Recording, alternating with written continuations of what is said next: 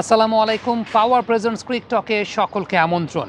মোহাম্মদ শামি একটা মন্তব্য করেছেন যে সংযুক্ত আরব আমিরাতের দুবাইতে ভারত তাদের প্রত্যেকটা ম্যাচ খেলছে চ্যাম্পিয়ন্স ট্রফির, এবং এই জায়গাটা অবশ্যই ইন্ডিয়া তো একটা অ্যাডভান্টেজ পাচ্ছে, একটা এক্সট্রা অ্যাডভান্টেজ পাচ্ছে, কারণ ইন্ডিয়া তাদের কন্ডিশনটা সম্পর্কে খুব ভালো মতো অবগত থাকতে পারছে এবং তারা তাদের ওই সেট অনুযায়ী প্ল্যানটা আসলে করতে পারছে, যে প্ল্যান করাটা অন্য টিমের চাইতে তাদের জন্য অনেক বেশি মাত্রায় ইজিয়ার। আমার এখানে একটা পার্সোনাল ওপিনিয়নের জায়গা আছে, সেটা হচ্ছে কমপ্লেনটা যখন এখন আসছে, এই কমপ্লেনটা তো এখন আসার আসলে কোনো কারণ নেই। কেন কারণ নেই?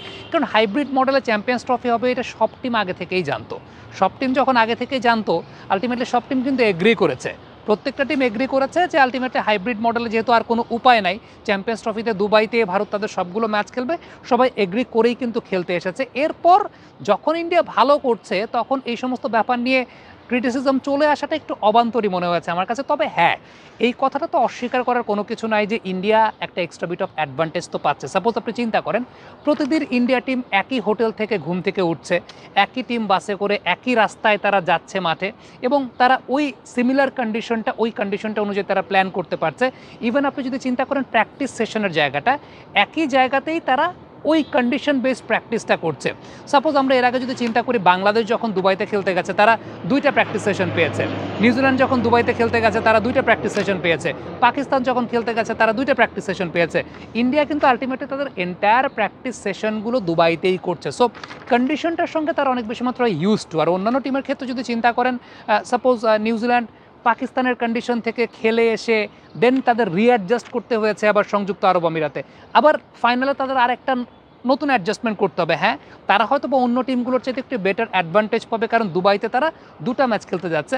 কিন্তু আপনি অন্য টিমগুলোর ক্ষেত্রে যদি চিন্তা করেন, যে অস্ট্রেলিয়া খেলেছে পাকিস্তানে, আলটিমেটলি ওই কন্ডিশন থেকে খেলে আবার নতুন কন্ডিশনে গিয়ে অ্যাডজাস্ট হওয়া, এমন একটা টিমের সঙ্গে খেলা যে টিমটা অলরেডি কন্ডিশনটাকে অ্যাডজাস্ট করে ফেলেছে।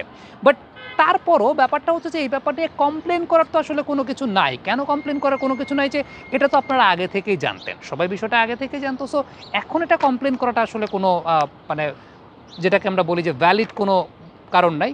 যদিও গৌতম গম্ভীর একটা কথা বলেছেন যে দুবাই তো ইন্ডিয়ার জন্য নিউট্রাল ভেন্যু। এমন না যে বিষয়টা যে ইন্ডিয়া দুবাইকে খুব ভালো মতো চিনে, বা দুবাইতে লাস্ট তারা কবে টুর্নামেন্ট খেলেছে। তবে প্রসঙ্গটা ওই জায়গাটাতে যখন এই টাইপের স্লাগিশ কন্ডিশন বা একটু স্লোইশ কন্ডিশন বা একটু স্টিকি কন্ডিশন, এই টাইপের কন্ডিশনে হয় কি, যে যত বেশি ম্যাচ খেলে সে তত বেশি ইউজ টু হয়। ইন্ডিয়া তো আলটিমেটলি সবগুলো ম্যাচই এখানে খেলেছে, তো তারা এইখানে খুব স্বাভাবিকভাবেই তারা ইউজ টু হবে এবং সেটা ইউজ টু হয়েছে। রোহিত শর্মা আবার আরেকটা মন্তব্য করেছেন যে উইকেট তো এক এক দিন এক এক রকমের নেচার করছে, অর্থাৎ প্রতিদিন যে একই টাইপের উইকেটে খেলা হচ্ছে বিষয়টা সেরকম না, বাট দিন শেষে ইন্ডিয়া একটা কমফোর্ট জোন পাচ্ছে। কিন্তু এখানে একটা কোয়েশ্চেন আসতে পারে যে যদি ইন্ডিয়াকে পাকিস্তানে খেলতে হতো বা ইন্ডিয়াকে এরকম ডিফারেন্ট কন্ডিশনে খেলতে হতো, তাহলে ইন্ডিয়া কেমন পারফর্ম করতো? এই ব্যাপারের ইভ্যালুয়েশনে যদি আমি যাই, তাহলে যে বিষয়টা বলতে হবে তা হচ্ছে ইন্ডিয়ার এই টিমটার ওই কোয়ালিটির জায়গাটা আছে, যে কোনো কন্ডিশনে তারা কিন্তু ভালো মতো খেলতে পারতো। বিশেষ করে ইন্ডিয়া টিমের 3জন all-rounder, they are quality all-rounders. Hardik Pandya bat হাতে বল হাতে দুটো ক্ষেত্রেই সমানভাবে পারদর্শী।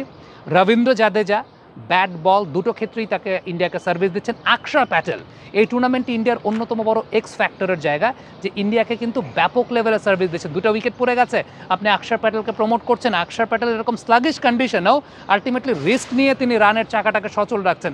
এখন আপনি চিন্তা করে দেখেন যে একটু ব্যাটিং প্যারাডাইজ উইকেটে আকশার প্যাটেলের কাছ থেকে ব্যাটিং সাপোর্টটা আরও বেটার ওয়েতে পাওয়ার কথা।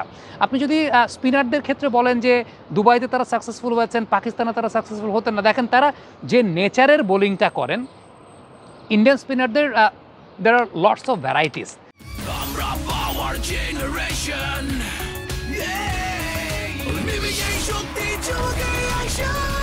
পাওয়ার চুমুকে অ্যাকশন।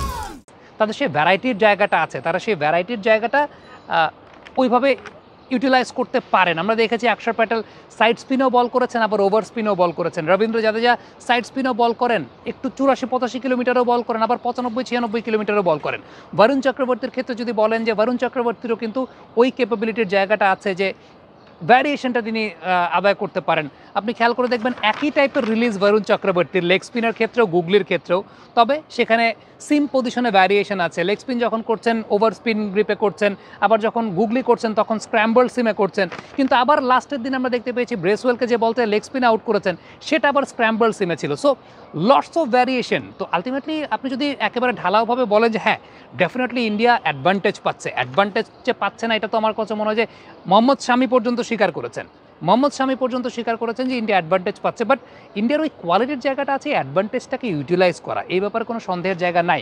ইভেন আপনি যদি ব্যাটিংয়ের পার্সপেক্টিভে চিন্তা করেন, তারা যেভাবে টিম কম্বিনেশনটা প্ল্যান করা, রোহিত শর্মা ইম্প্যাক্ট ইনিংস খেলবে, শুভমান গিলদেরকে বড় ইনিংস খেলার সুযোগ করে দিবে, বিরাট কোহলিদেরকে বড় ইনিংস খেলার সুযোগ করে দিবে, বিরাট কোহলি আবার on the other hand strike রোটেশনটা অন্য যে কারো চাইতে প্রমিনেন্ট। এখন আপনি যদি বলেন যে বিরাট কোহলি যদি এই কন্ডিশনে স্ট্রাইক রোটেশনটা অত ভালো করতে পারেন, পাকিস্তানের কন্ডিশনে বিরাট কোহলি কী করতেন সেটা আপনি খুব ভালো মতো বুঝতে পারছেন। শ্রেয়াস আয়ার এই টাইপের কন্ডিশনে যেভাবে বড় শট খেলছেন সেটা তিনি ওই কন্ডিশনেও আরও বেটার ওয়েতে খেলতে পারতেন। So it's all about quality. হ্যাঁ, কন্ডিশনের ফেভার ইন্ডিয়া পাচ্ছে, একই কন্ডিশনে সেম জায়গায় খেলা হচ্ছে, but on the other hand তাদের সেই কোয়ালিটির জায়গাটাও আছে। এবং দিন শেষে আমার কাছে ব্যক্তিগতভাবে যেটা মনে হয় সেটা হচ্ছে যে এই হাইব্রিড মডেলের টুর্নামেন্ট সেটা তো আগে থেকেই জানতো। এখন আপনি ইন্ডিয়ান ক্রিকেট বোর্ডের দাদাগিরি বা ও সমস্ত বিষয় নিয়ে কথা বলতে পারেন, সেটা দ্যাটস আ ডিফারেন্ট কেস। বা ইন্ডিয়ার পলিটিক্যাল সিনারিও তারা পাকিস্তানে খেলতে যাবে না, পাকিস্তান স্যাক্রিফাইস করে খেলতে গিয়েছিল 2023 বিশ্বকাপ ইন্ডিয়ার মাটিতে, ওই সমস্ত ব্যাপার নিয়ে আপনি কথা বলতে পারেন। সেই সমস্ত ব্যাপার নিয়ে হয়তো বা আমার কাছেও বিষয়টা খুব আনইউজুয়াল মনে হয় যে ইন্ডিয়া পাকিস্তান দুর্দেশেরই রাজনৈতিক সংকটের জায়গা আছে, বাট ইন্ডিয়া খেলতে রাজি হচ্ছে না, পাকিস্তান আবার খেলতে রাজি হচ্ছে, পাকিস্তানকে দিন শেষে স্যাক্রিফাইস করতে হচ্ছে, হোম ভেন্যু তাদের হোম ভেন্যু থেকে সংযুক্ত আরব আমিরাত থেকে খেলতে হচ্ছে। এটা definitely injustice for Pakistan, no doubt about that. কিন্তু মাঠের ক্রিকেটের কথা যদি বলেন, মাঠের ক্রিকেটে India they have the quality to make the best out of it in every kind of conditions. এই ব্যাপারে কোনো সন্দেহের জায়গা নেই। কমেন্ট বক্সে আপনাদের মন্তব্য মতামতের জায়গা জানতে চাই।